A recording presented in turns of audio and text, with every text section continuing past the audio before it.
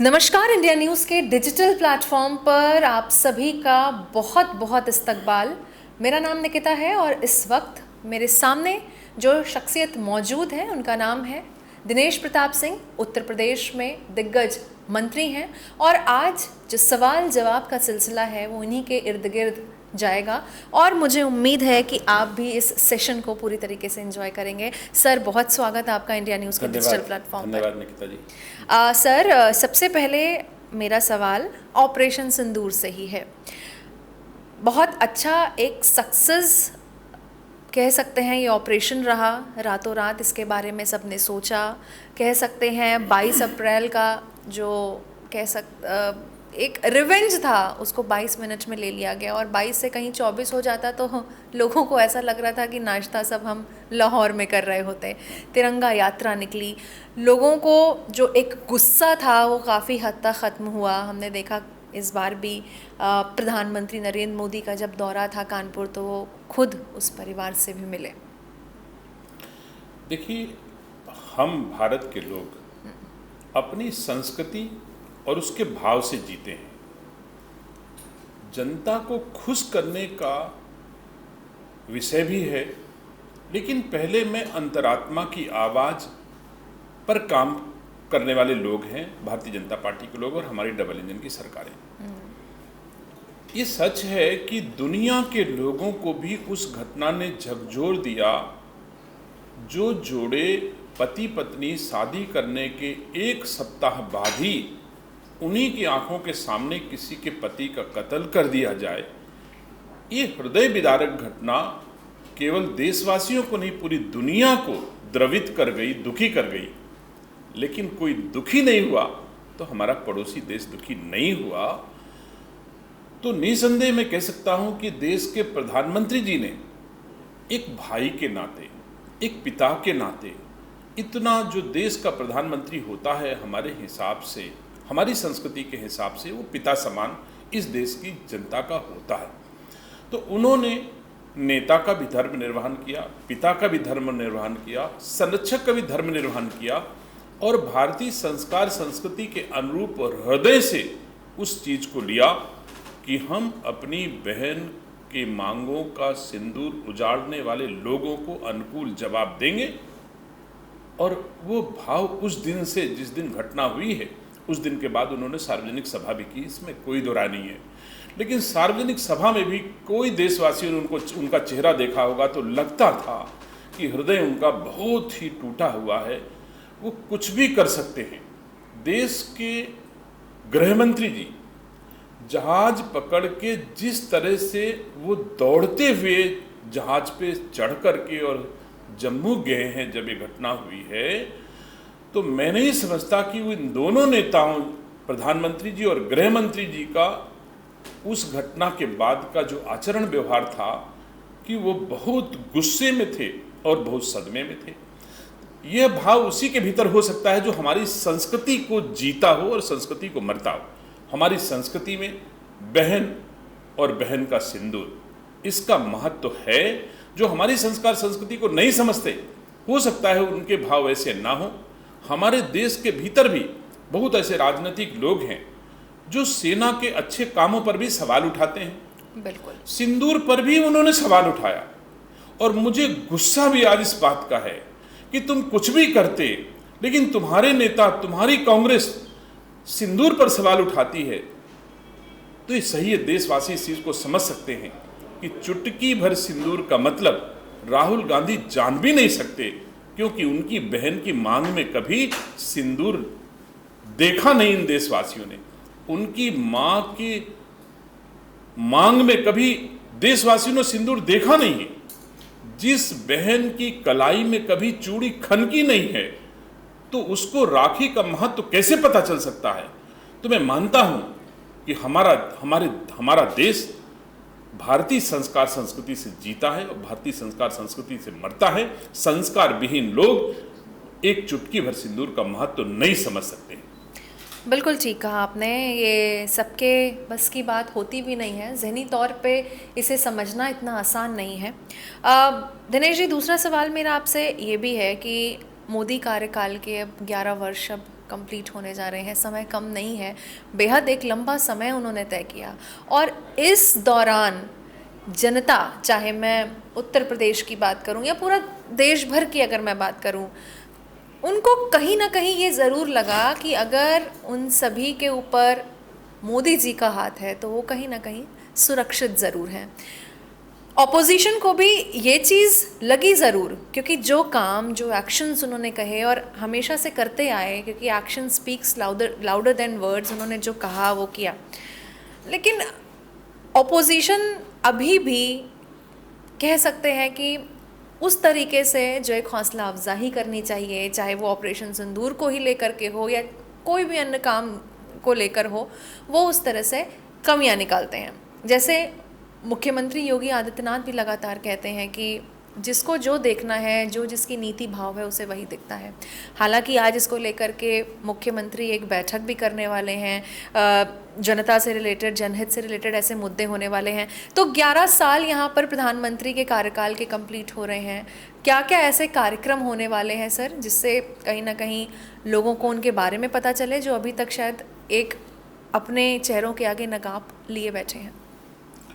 मैं भारत के नागरिक की हैसियत से अपने देश के प्रधानमंत्री जी को बहुत बहुत बधाई देता हूं कि आपकी तपस्या सार्थक हुई, आपका श्रम सार्थक हुआ।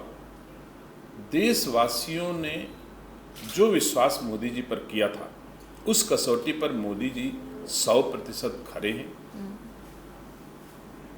देश को बांटने वाले लोग, भारत को बांटने वाले लोग, जातियों में बांटने वाले लोग आज की तारीख में पूरी तरह से बेनकाब हो गए।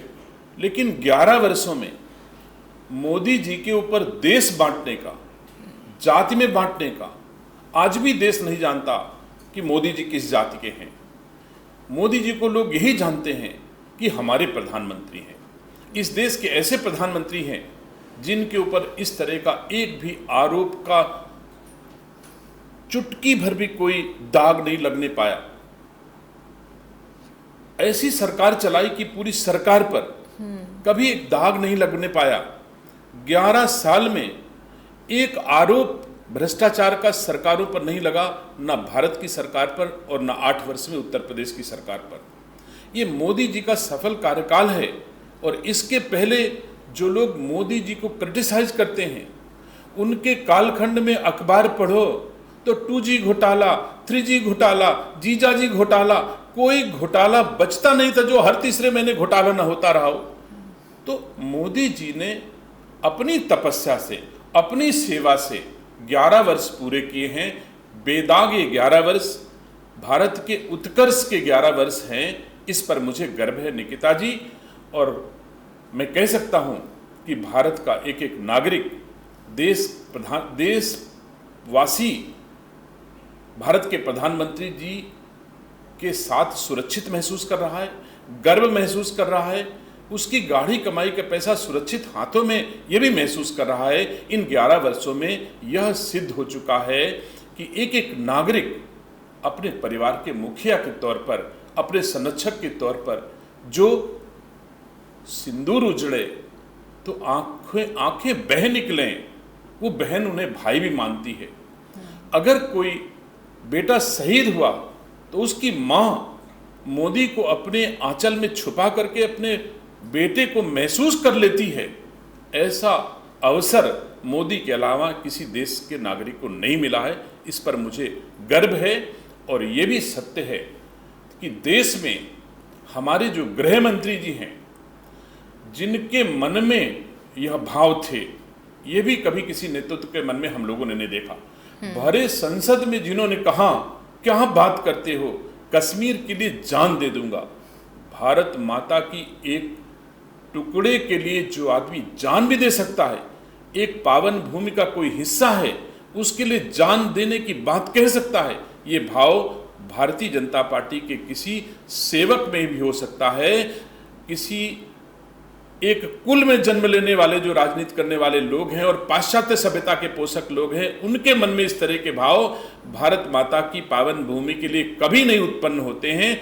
तो ये मुझे गर्व है कि हमारे देश के प्रधानमंत्री जी जिस रथ पर सवार हैं, उस रथ पर कृष्ण रूपी प्रधानमंत्री जी के साथ गांडीव लेकर के अर्जुन की भूमिका में जब तक हमारे देश के गृह मंत्री जी रहेंगे, देश में कोई भी इस तरह का व्यक्तित्व तो सफल नहीं होगा जो हमारे देश की लोगों के लिए अहित कर सके, अथवा ये कह दो कि अब कोई दोबारा मेरी बहनों की मांग का सिंदूर उजाड़ने की हिम्मत किसी और में अब नहीं हो सकती किसी दशा में, ये मैं कह सकता हूँ। क्योंकि आज जो हमारा टॉपिक है दिनेश जी, उसका भी नाम है हेल्थ कॉन्क्लेव। अच्छा। कहीं ना कहीं एक समय था जब उत्तर प्रदेश को, आप सभी को इस बात से रूबरू होंगे कि बीमारू राज्य कहा जाता था, लेकिन उसके बाद से सरकार ने एक मुहिम चलाई कि हम उत्तर प्रदेश को उत्तम की ओर अग्रसर करेंगे। 2047 में एक विकसित भारत यानी कि डेवलप्ड नेशन के तौर पर देखा जाएगा। तो बात अगर हम उत्तर प्रदेश की करें, आपको क्या लगता है, क्या वाकई अब जिस तरीके की हेल्थ फैसिलिटीज़ लोगों को मिल रही हैं, जिस तरह से उनको लग रहा है कि हाँ, कैसे बहुत ऐसे पिछड़े एरियाज़ हैं जहाँ से लोग भाग भाग के आज भी सूबे की राजधानी लखनऊ में अपना इलाज कराने आते हैं, तो इस सरकार ने क्या वाकई लोगों को उतना दिया है, उतनी योजनाएं हैं जिनका वो लाभ उठा पाते हैं? क्योंकि अभी भी ऐसे लोग हमने देखे हैं जो आए दिन शिकायतें करते रहते हैं कि वो बेसिक फैसिलिटीज़ नहीं हैं, हमारे मरीज़ों के लिए स्ट्रेचर्स नहीं हैं, अच्छे हॉस्पिटल्स नहीं हैं, लोग एक्स्ट्रा चार्ज करते हैं। क्या वो वाकई ऐसी योजनाएं हैं जिनसे अभी भी वो वंचित हैं और सरकार को इस पे नज़र देखनी चाहिए, बढ़ानी चाहिए अपनी? निकिता जी, एक सवाल की ओर आपको ध्यान दिलाता हूं कि हमारे देश के प्रधानमंत्री जी ने कहा कि हम वर्ष 2047 तक ऐसा करेंगे। आप कल्पना करो कि क्या राजनीति में कोई ऐसा अब तक कह पाया है कि हम 2047 तक ऐसा करेंगे? अगर उत्तर प्रदेश के परिप्रेक्ष्य में आप देखो तो जब समाजवादी पार्टी की सरकारें उत्तर प्रदेश में होती थी तो ये जानती थी कि अगले 5 वर्ष मुझे नहीं आना है, अगले 5 वर्ष तो बहुजन समाज पार्टी की सरकार बनेगी। तो कभी भी इन लोगों ने 5 वर्ष से अधिक की प्लानिंग नहीं की कि हम ऐसी अवस्थापना सुविधाएं विकसित कर लें जो दीर्घकालीन हमारे राज्य के नागरिकों के हित में हो। ऐसे निर्णय नहीं लिए जा सके, इसीलिए चाहे ऊर्जा के क्षेत्र में हो, चाहे स्वास्थ्य के क्षेत्र में हो, चाहे शिक्षा के क्षेत्र में हो, आप देखें तो इन कालखंडों में कभी भी दीर्घकालीन निर्णय नहीं लिए गए, दीर्घकालीन इंफ्रास्ट्रक्चर नहीं बनाए गए। ये जानते थे कि अगर पावर हाउस हम बनाएंगे तो उद्घाटन कोई दूसरी सरकार करेगी, इस भय से कोई अच्छे निर्णय नहीं ले पाते थे। और आज मोदी जी और योगी जी के नेतृत्व में सरकारें इस तरह से निर्णय ले रही, इस तरह से काम कर रही कि वो लंबे अरसे तक राज्य के नागरिकों के हितों को ध्यान करके निर्णय ले रही हैं। वो मानती हैं कि आज भी मेरी सरकार है और कल भी मेरी सरकार है, और सरकार ना भी रहे तो देशवासी और प्रदेशवासी नागरिकों का हित हमारा करना हमारा धर्म है, कर्तव्य है। इसलिए हम ये कह सकते हैं कि कोई जिला नहीं बचा जिसमें स्वास्थ्य सेवाएं आज की तारीख में बहुत बेहतर ना हो गई हूँ। ये भी बात सही है कि जनसंख्या बढ़ी है, ये भी बात है कि आवश्यकता बढ़ी है। अब आप मान सकते हैं कि अगर बिजली की खपत आप देखिए तो 2017 में कितना कंजम्पशन था और आज कितना कंजम्पशन है, और 2017 में कितनी बिजली मिलती थी और आज कितनी बिजली मिलती है। निकिता जी, मैं गांव का रहने वाला हूँ। गांव में लोग 2017 के पहले कहते थे ई हफ्ता दिन में बिजली आई, ई हफ्ता रात में बिजली आई, ऐसा कहते थे लोग। एक एक हफ्ते बिजली नहीं आती थी। आज की तारीख में इतनी डिमांड, आज पीक पर डिमांड है उत्तर प्रदेश की, तो भी घंटे 2 घंटे रोज शेडिंग हो सकती है, हफ्ता हफ्ता की रोज शेडिंग किसी दशा में नहीं हो रही है। तो ये हमारी सरकारों की दृढ़ इच्छा शक्ति का परिणाम ही कहेंगे कि हम इंफ्रास्ट्रक्चर के क्षेत्र में यह सोच करके परिवर्तन नहीं करते हैं कि अगली सरकार मेरी आएगी कि नहीं आएगी। हम जो निर्णय लेते हैं राज्य की जनता के हित में दीर्घकालीन फैसले लिए जा रहे हैं जो उनके हक में लंबे अरसे तक, पीढ़ियों तक उनको सुविधा मिले, ऐसे निर्णय ले रहे हैं। तो पहले की सरकारों से हमारी सरकारों की तुलना नहीं की जा सकती। अगर एफॉरेस्टेशन की बात करूं मैं दिनेश जी, तो पुरानी सरकारों में और अभी सरकार की अगर मैं बात करूं तो इसमें भी एक ड्रास्टिक चेंज मिलता है, क्योंकि कई बार एक पेड़ माँ के नाम ऐसे कई अभियान शुरू हुए, लेकिन फिर भी आपको नहीं लगता है कि 2017 के बाद अगर बहुत ज़्यादा एफॉरेस्ट्रेशन हुआ तो भी आज की हमारे इकोसिस्टम की जो स्थिति है, जो हम देख रहे हैं, जो हम समझ रहे हैं, जितनी हमें ह्यूमिडिटी और एसी के यूसेज कंजम्पशन से जो भी चीज़ अभी हम देख रहे हैं, मुश्किल से 12 महीने में 1.5 महीना सिर्फ हम ठंड का आभास कर पाते हैं और बाकी पूरे टाइम पे ह्यूमिडिटी ये वो। तो क्या लगता है ये जनता ही है जो पूरे पर्यावरण के साथ खिलवाड़ कर रही है? मैं आपके माध्यम से निसंदेह उत्तर प्रदेश की जनता को यह आग्रह करना चाहता हूँ कि निसंदेह जो हमारी सरकारें इस ओर कदम बढ़ा रही हैं और आपके स्वास्थ्य के लिए चिंतित हो करके बढ़ा रही हैं, उसमें जनता साथ दे। पेड़ सचमुच हमारे वेदों में भी पीपल, बरगद, पाकर, इनको सबको देवता माना जाता था।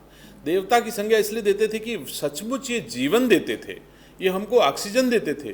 नीम और पीपल ऐसे हैं जो इतनी ऑक्सीजन देते हैं जिसका कोई जवाब नहीं, और हम इन पेड़ों को घटाते चले जा रहे हैं। आज वन विभाग उत्तर प्रदेश के यशस्वी मुख्यमंत्री जी के नेतृत्व में मैं कह सकता हूं कि करोड़ों करोड़ पेड़ प्रत्येक वर्ष लगाते हैं, जिसमें ऐसे पेड़ों की संख्या बढ़ती जा रही है कि हम ज़्यादा से ज़्यादा ऐसे पेड़ लगाएं जो ऑक्सीजन ज़्यादा देते हों।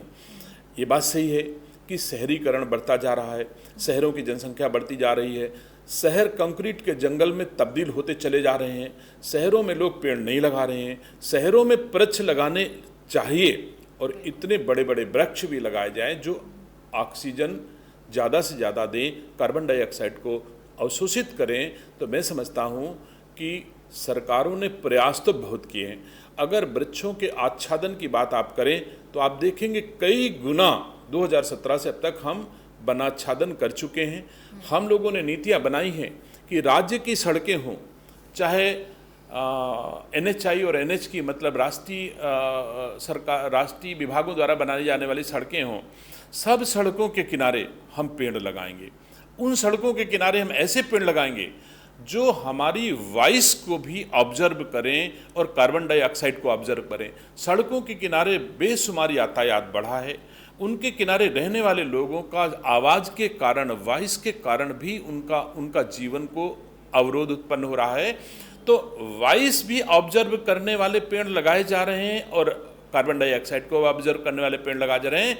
तो यह चिंता सरकारों को है कि आने वाले दिनों में कितना कार्बन डाइऑक्साइड हमारे वातावरण में होगा और इसको ख़त्म करने के लिए हमारे पास कौन कौन से उपाय हैं। जितने भी उपाय हैं हम लोग कर रहे हैं और उसमें प्राथमिक उपाय है कि हमको पेड़ों को ज़्यादा से ज़्यादा लगाना चाहिए।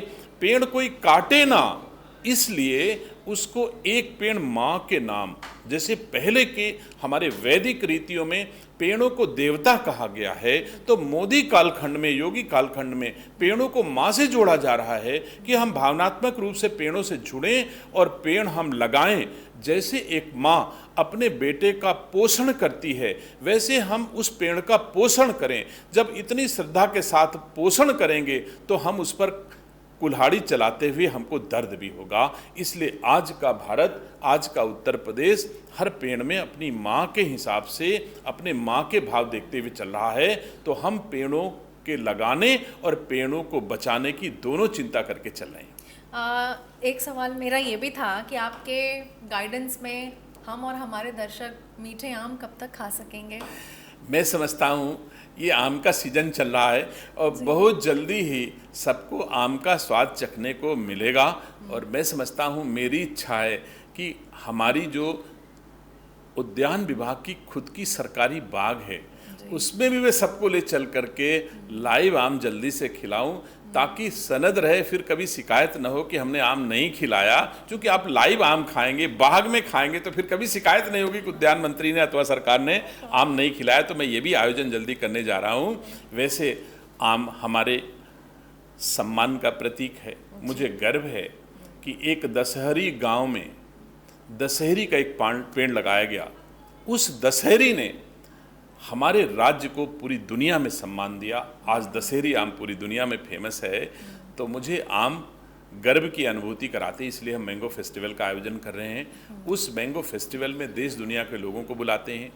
825 तरीके के, लगभग 825 प्रजातियों के आम लगभग हम लोगों को दिखाते हैं, ऐसे आम हैं। और मुझे गर्व है अपने लखनऊ के आम के किसानों को, जो पारंपरिक आम, बहुत छोटे छोटे आम जिनकी वैल्यू बहुत कम होती है, पैसे कम उनके मिलते हैं, लेकिन वो भी उस आम को अपने खेत में लगा करके और अगले आने वाली पीढ़ियों को दिखाते हैं कि ऐसे आम भी होते थे और आज ऐसे आम भी हो रहे हैं। मैं उनका आपके माध्यम से धन्यवाद देता हूं कि आम हमारी संस्कृति और आम हमारे सम्मान का द्योतक है, उसे और बढ़ना चाहिए। हमारी सरकारें और बढ़ाने का प्रयास कर रही हैं। प्रदर्शनी की आप बात कर रहे थे, तो हमारे दर्शक कब तक उस आमों की प्रदर्शनी का लुत्फ उठा सकते हैं? मैं समझता हूं इस माह के अंतिम सप्ताह या अगले माह के पहले सप्ताह में हम लोग मैंगो फेस्टिवल मनाएंगे और आप सबको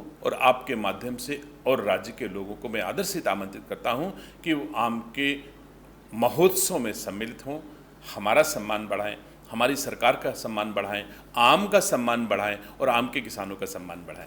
तो देखिए, आम को फलों का राजा ऐसे ही नहीं कहा जाता। जिस तरह से वो तमाम मैंगो लवर्स हैं जिनको बहुत ही बेसब्री से इंतज़ार है उस प्रदर्शनी का, जहाँ पर मैंगो फेस्टिवल लगता है और बहुत ही ज़्यादा कई ऐसी प्रजातियाँ होती हैं जिसके बारे में हमने सुना भी नहीं होता है। मलिहाबाद इसमें बहुत ज़्यादा फेमस है। तो जिस तरीके से दिनेश प्रताप जी ने बताया कि कब वो प्रदर्शनी लगेगी और कब आप उन सभी का लुत्फ उठा सकेंगे, तो इस महीने के एंड या अगले महीने के मिड में आप सभी लोग प्रदर्शनी का पार्ट बन सकते हैं। आइए और लुत्फ उठाइए। और इन सभी के बाद फिलहाल हमारी और दिनेश जी की जो बात है उनको भी पूर्ण विराम दीजिए। और अभी तक आप सुन रहे थे उत्तर प्रदेश में दिग्गज मंत्री दिनेश प्रताप सिंह को, जिन्होंने अपनी बेपाक आवाज़ में सभी सवालों के बहुत ही अच्छे से जवाब दिए। बहुत शुक्रिया सर।